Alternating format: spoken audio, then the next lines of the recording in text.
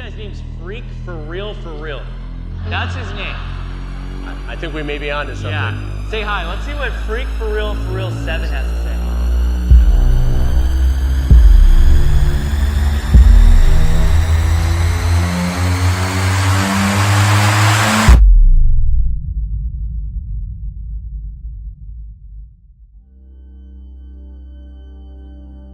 Last year, I got 6 Roblox predators arrested. 3 now are convicted. In response, the Roblox Corporation banned all of my accounts. They then threatened to sue me for computer fraud. Not only did I lose a precious part of my childhood, but as a Roblox YouTuber, this directly threatened my livelihood. To make matters worse, the company put out a press release slandering my work as vigilantism, claiming I was entrapping users, saying that my actions were similar to real predators, and it made the platform apparently more dangerous. And what followed next for Roblox was a chain reaction that they never saw coming. Several attorney generals filed lawsuits against Roblox on behalf of entire states. Hundreds of children who were abused by predators on the platform followed suit, alleging the company misled customers about how unsafe the platform really is. The famous case of one of their developers, Schlep, immediately comes to mind. Well, I first want to just compliment Schlep for what he did. He had a lot of courage. And what Roblox is doing is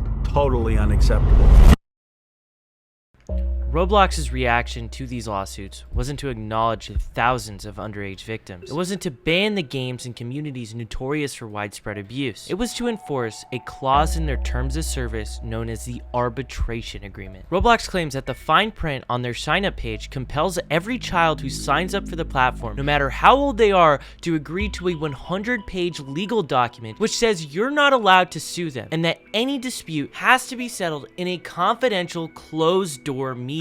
Is this arbitration a normal part of dealing with a case like this? Or is it's a way to hush survivors of sexual assault, and it is unconscionable. In their arbitration clause, it actually states that as a victim, you can only get $1,000 worth of damages. So your life-altering trauma, abuse, your child goes missing. I can't. Haven't even made a tip line. Even companies like Facebook and Snapchat have realized how horrible these tactics are, and they refuse to enforce them in similar lawsuits. But in court documents, Roblox is describing this as consumer friendly. Roblox ignored a journalist from Bloomberg when they asked them about this. Not even judges are agreeing with Roblox on what they're doing, and hundreds of parents are requesting Roblox to stop. While the company was trying to force victims of their safety failures into closed-door hearings, I was doing what I've been doing since day one, advocating for those very kids. They have names, they have stories. Some of them aren't even alive anymore. I know a lot of their families, and one thing I keep seeing is the absolute hell this company has continued to put them through. I decided to go on interviews. I did TV appearances. I appeared in documentaries. I was meeting politicians. I was on huge platforms. I went on one of the biggest podcasts in the world. And all of this was to let people know that Roblox is way more dangerous than they would have you believe.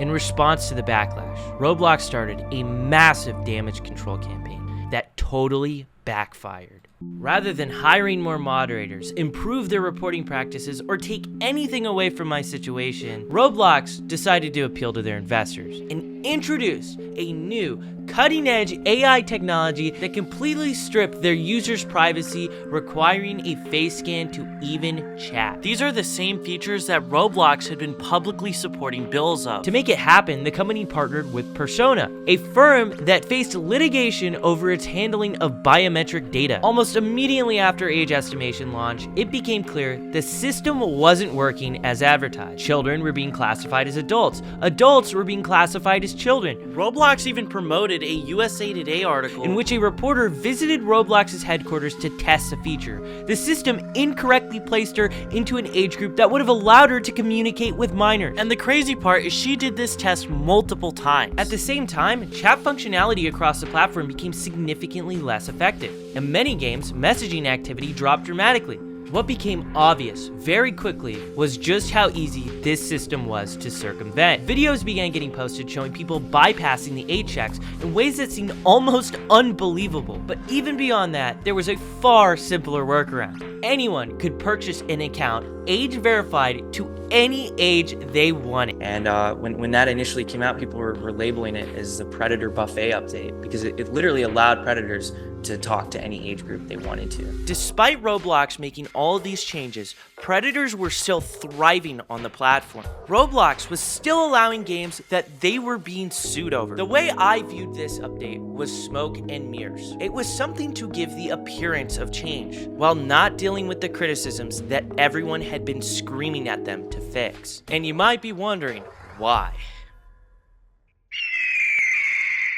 Welcome to America, the land of the free, a place where corporations can spend enormous amounts of money and capital influencing laws that serve their own self-interest. It shouldn't surprise you that Roblox has a headquarters in Washington, D.C., and they've been very busy there. They've been lobbying and helping influence a bill called the Kids Act. On the surface, who could be against a bill claiming to protect millions of children online? But just like a Trojan horse appearing in the city of Troy, this nicely packaged bill had something dark hidden inside of it. The bill would make it so victims wouldn't be able to seek justice against Roblox, while also taking away the power of state attorney generals to sue the company. Instead, enforcement would be left to the FTC, whose leadership is appointed by the president. Speaking of which, I wonder what David Baszucki and the president of the United States relationship has been like. That is David Baszucki appearing at Trump's inauguration. Here's David appearing at the White House. Oh,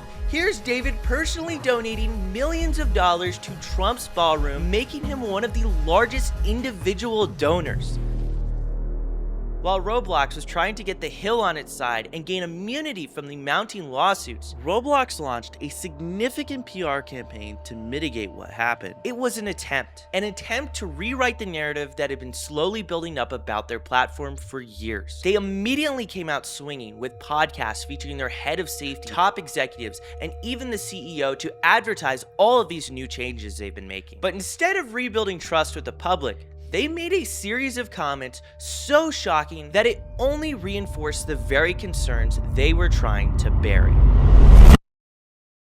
The scope of the problem here, what has led you to this point, and how do you think of the problem of predators on Roblox? We think of it not necessarily just as a problem, but an opportunity as well.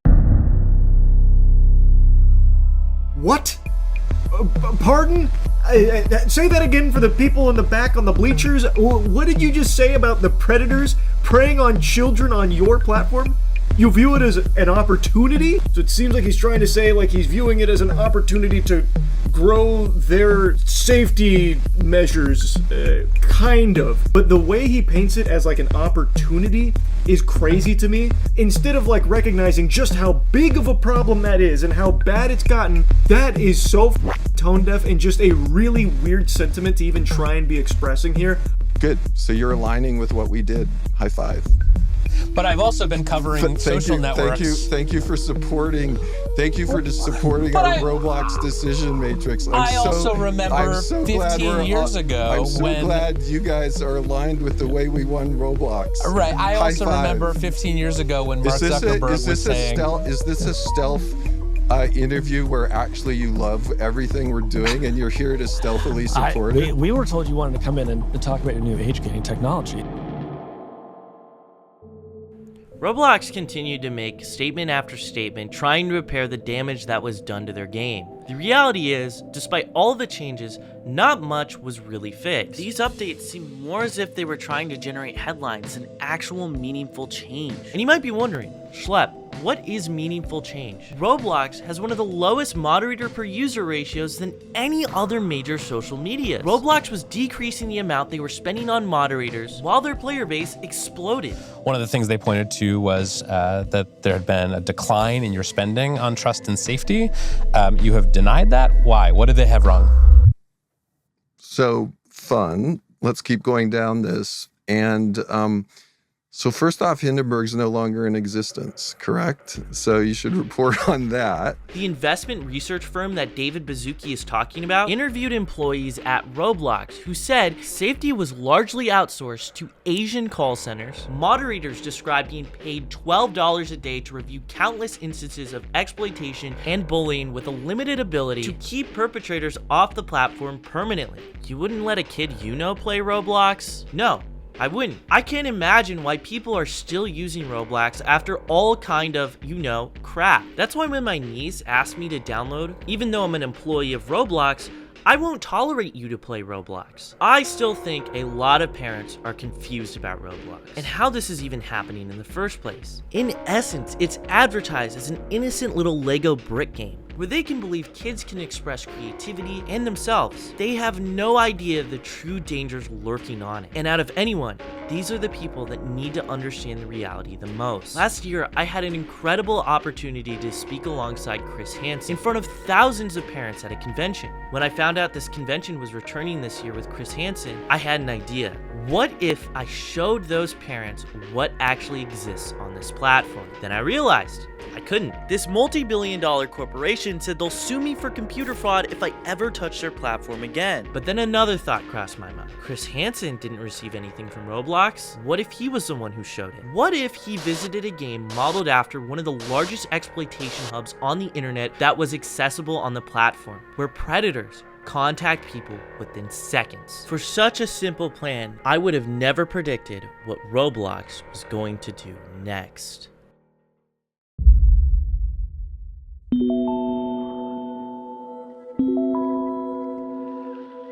Without question, the most significant piece of journalism I've been involved with in the last 10 years is a documentary called Dangerous Games. For nearly a year, my team and I investigated predators exploiting children on the wildly popular gaming platform Roblox.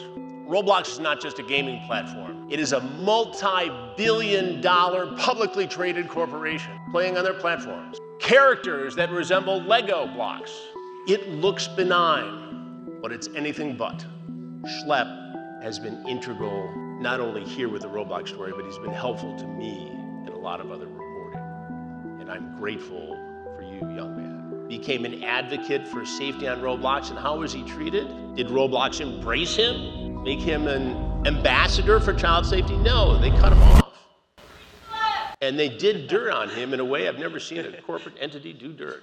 Marty Gould, in some of these cases where families have sought to hold Roblox responsible, the company makes them sign non-disclosure agreements, NDAs. How does that strike you? It's a history of cover-up. So one, in terms of changes, look at this company, right? Why did it take countless lawsuits of child abuse and exploitation, state attorney general actions for them to do anything? Then after thousands of kids exploited, lives were destroyed, Roblox says, okay, all right, we're gonna do something now. Then they're said immediately after acknowledging that there was a serious problem, and they knew about this problem years before everybody else did, before Schlepp came out and blew the whistle, before the Attorney General of Louisiana kicked in the door on the first Attorney General lawsuit. Then they started talking about creating dating apps on the platform. Shows that they're totally tone deaf as to what the issues are and that they're not serious about addressing it. When it comes to people that want to come forward, like Schlepp, what do? Cease and desist letters threatening to sue him. They're forcing kids that were abused, or they're trying to force them into confidential arbitrations so they can put a muzzle on it so none of that's public, so the public can't learn about their long history of knowledge and failing to act. You know, I learned something interesting. Roblox has initiated and has parental consulting group. So there's like a committee where they allow parents of young Roblox users to weigh in on safety issues. But they have to sign an agreement that says they will never seek action, legal action, against Roblox as a company or any single employee. The only parents, well, not the only ones, but a vast majority of them that are joining are parents who have had something that had happened to their kid. So it's almost like they're trying to poach these lawsuits before they even start. I've been told and I've read by critics of their stock that the moderators are half a world away with very limited English language skills So from the get-go, it's a bad system. Is that right? Is that correct as far as you know? Absolutely. I mean, some of the communities I was showing you, they weren't like small communities. They had thousands of people in them. It truly was a predator's playground. Roblox is different, I think, and worse than almost any of these other online platforms, just because of that deception to the parents, is they sold it and told parents, we are the safest place on the internet for your kids. At a time that they 100% knew that wasn't true, and they knew that predators were swarming, flooding this platform. There was some accounts that I was gonna show where the username, the nickname on there was fully open. It was something totally inappropriate, and the actual Roblox username was banned. It was reset, meaning an employee, a moderator, someone at the company determined that it was violative, reset the username, but left the profile up. Tell me, Schlepp, what you're going to show us today. Well, I think it's one thing for all of us to just talk about Roblox. Right. I think people need to see it. I couldn't agree more. What you're gonna do, so I legally can't play Roblox, so Chris has to. Yeah. We're going to see how this goes here. So you're gonna click that button right there, the join. Okay, so explain what I'm doing by hitting this button. So you are entering a game right now that is literally based off of a platform that was sued out of existence for child exploitation. Popular video chat service shutting down after its founder acknowledged persistent criminal activity on its website and app. That platform being Omegle, this is a game called Romeet, and you'll see very quickly. So just hit start match. Start match. Yes. This is Romeet, which is available on Roblox. Yeah. Can you imagine if we called this Predator? I know, right? And thousands of people got a chance to talk to him? Yeah. What do you say? You have Snapchat. Immediately, first message, you have Snapchat. That was what you just got. He's trying to lure you from Roblox onto Snapchat. And who does he think we are? A female. It's just a female account on Roblox. And that person is asking you to get to Snapchat. What you want to do? Yeah. Now, do you think for 1 minute he thinks he's talking to Chris Hansen? I don't know, I'm bored. He's bored. Oh, yeah. Say, you got any ideas? Any ideas? No, what about you? So he's fishing right now. Right. He's trying to pretty much get... Probing. Exactly, he's trying to. So if you want to just skip and see another guy. All right. What's that? And bust his ass. Bust his ass, yeah. We'll get there, trust me. I want to see if we can get one. Some of these people will straight up ask you. Right. Okay, this guy's name's Freak for Real. That's his name. I think we may be onto something. Yeah. Say hi. Let's see what Freak for Real 7 has to say. What are you doing? What's up? Oh, is that what you said? Oh. You've been kicked by moderators. Wow, what just happened here? They're watching you. Go. Are they watching? Here, wait. Hit exit. Exit on that. Got it. And then just refresh the page. Now, I just want to know, Chris is controlling this, not me. Right. Yeah, just refresh that page. Who am I logged in as here? Roblox just banned the account. Oh my God. Wow, so Roblox employee is watching this right now, live on stage. Rather than banning that game, is gonna do that. What has happened here? You got banned for apparently violating the terms of service for inappropriate content or behavior. What do you think is really happening? Why would I get banned? Because we just showed thousands of people what's going on. Do you think they're monitoring this knowing that we're appearing at Roblox? I mean, I'll let everyone answer that. Yeah. You see how this looks, right?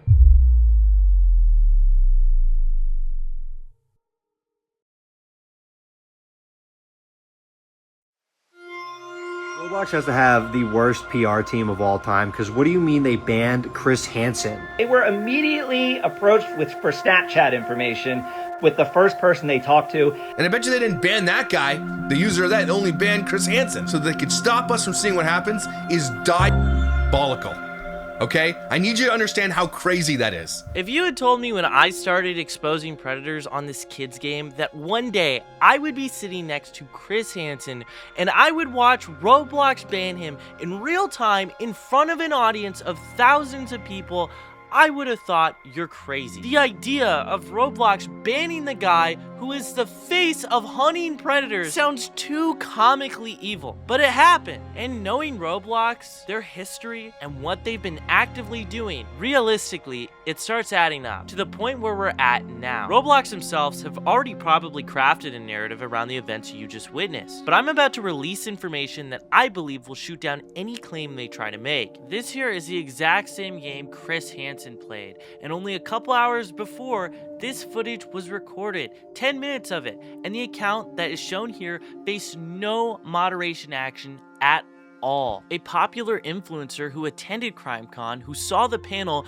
released an hour-long podcast speculating that he believed someone at Roblox was sent to this event to ban Chris Hansen live. In my opinion, Roblox was sent people to this event specifically for this breakout conference so that when they do this thing on camera, they can ban them and not go further. They don't want this message out there to the point where they will send people to a crime convention to stop us from seeing it.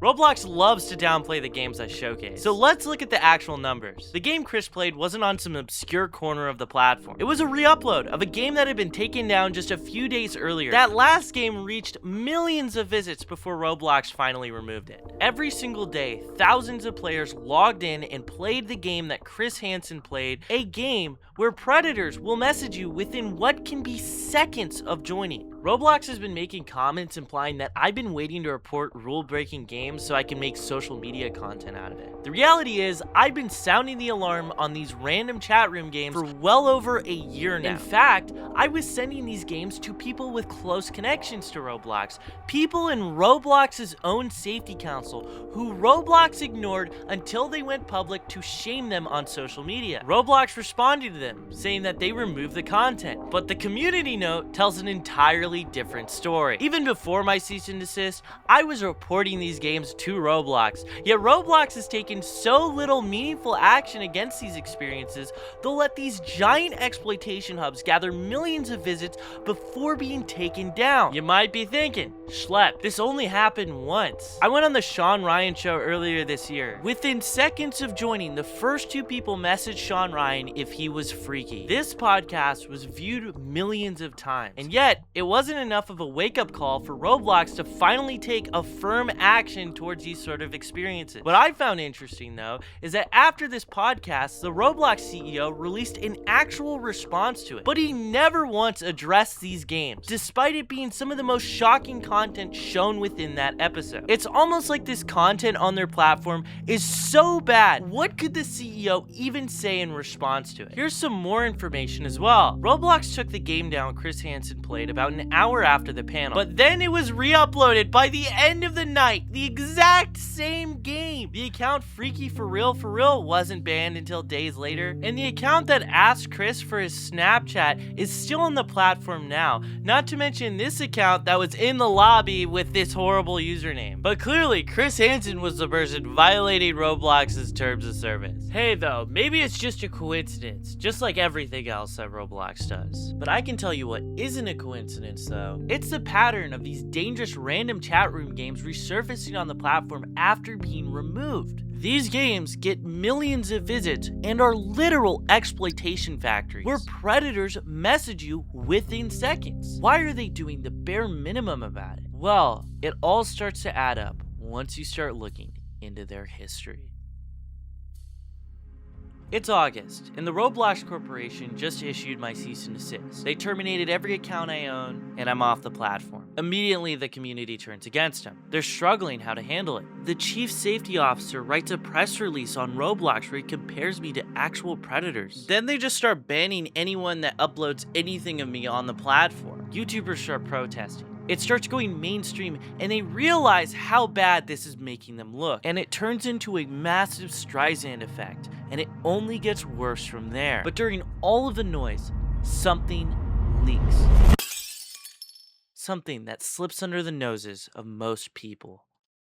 Remember that guy who compared me to predators in a press release? His name is Matt Kaufman. He's the chief safety officer at Roblox. And when you think of platform safety, he is the man in charge. When you play games on Roblox, depending on the experience, you'll be awarded these player badges. They display on your profile and they showcase to people what games you have previously experienced. Throughout the controversy, people pointed fingers at everyone inside of Roblox, but one name kept coming up more than most. At some point, someone most likely frustrated by Roblox's response to me thought to look up the man who was not just releasing these terrible press releases, but was controlling the entire platform's moderation. He went to Google, found his account. Nothing unusual at first, but he saw badges. Nothing unusual there either. He expanded them, and he started digging. And he kept digging. What they didn't expect is that one simple search morphed into a discovery. One that would explain why Roblox was exactly where they were. If you watch my channel, you might be familiar with the game I'm showing here.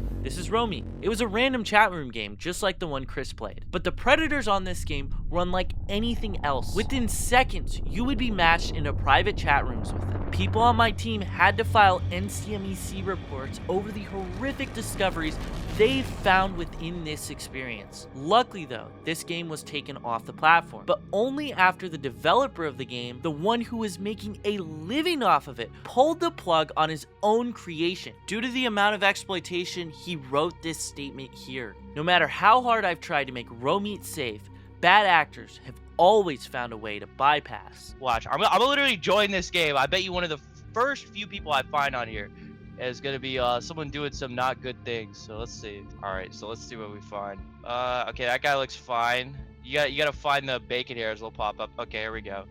Oh, I will definitely bang you, girl. Yeah. Oh, I'm kind of right now, not gonna lie. You freaky. Add my snap. Matt Kaufman had a badge of this game on his Roblox profile. A dangerous random chat room game that had reached 250 million visits at the time of its self-removal. A game just like what Chris Hansen just played. 250 million visits. Who knows how many victims this one experience caused? It got worse though. Multiple games that Roblox is currently being sued over presently. Roblox's chief safety officer, Matt Kaufman, had badges on his Roblox profile up. After making this discovery, this user began tweeting it at a bunch of YouTubers. Eventually, a YouTuber by the name of Green Lego Cats would make this post here. And what do you know? Matt Kaufman ends up privating his inventory so the public can't view it anymore. Due to all the high emotions regarding my situation, people online began deriving an insane narrative that Matt Kaufman was playing these games for his own gratification. I don't think he was, and I want to outright shut that narrative down. He was doing his job. The job he's being paid tens of millions of dollars to do. He was investigating violative games on the platform, and he found one just like what Chris played. But if he played for more than a minute, I can guarantee you he saw something bad. Matt Kaufman might have seen what Chris saw with his own 2 eyes, yet he did not ban the game for such a high role, for such a serious position that millions of kids depend on. Seeing those badges on his profile showed me he failed the only job he had, which was to protect kids. And the games he investigated are now being mentioned in civil and state lawsuits filed against the company. Why did Matt Kaufman not ban those games? I believe it's the same reason his profile activity disappeared after people started looking. The same reason I was banned. The same reason Roblox didn't ban some of the predators I got arrested after felony arrests. And the same reason Chris was banned and not these predators. I wholeheartedly believe complicity. This company has put profits over safety for far too long. Because in my view, it's become nature for this company to choose suppression over accountability, silence over change. After everything I've seen, I don't believe Roblox's biggest child safety problem is its users or their growth. I believe it truly boils down to the negligent leadership that developed an atrocious safety infrastructure by a guy who had no previous child safety experience before working at Roblox. What conclusion are we supposed to derive when your CEO is discussing features like turning the platform into a dating experience for minors in the middle of a child safety crisis, along with your head of safety publicly comparing people exposing predators to predators themselves? Just like I said in my last video, Free Schlep was never about a few Roblox accounts. It was about advocating for these victims and systemic change. Not just changes to the platform, but the leadership at this company and how it operates. The people making these decisions have repeatedly proven they're not fit for the roles they hold. Time and time again, Roblox responds to the safety crisis with flashy updates that generate headlines, but solve none of the underlying problems. So in the end of all this, don't remember me or the Roblox accounts I once had. Remember the people in charge who are actively making these decisions, because at the end of the day, they are the only reason we're still having this conversation to this very day. Who in here has been playing Roblox when someone's asked you to be their boyfriend or girlfriend? Who's had that happen? Put your hand up for me. You're not in trouble, just put your hand up. Who's been offered free Robux to do something that was inappropriate in the game? Or someone has said, I'll give you some free Robux if you come and follow me on Snapchat or TikTok or something like that. Who's had that happen? Okay, loads of you. So, I can see some of our community naming experiences on Roblox and just say, take it down, take it down, take it down. I'd say examples could be Meep City, for example. Can you share, why should that be up? Should that be down? What's up? Do you know you can have your very own home in Meep City? Oh, man. All right, so I'm going to go ahead and join on in. This is a fresh account. And, yep, there's a... And one thing that we really try to do is be fair to our developers and to not moderate them for the behavior of their users.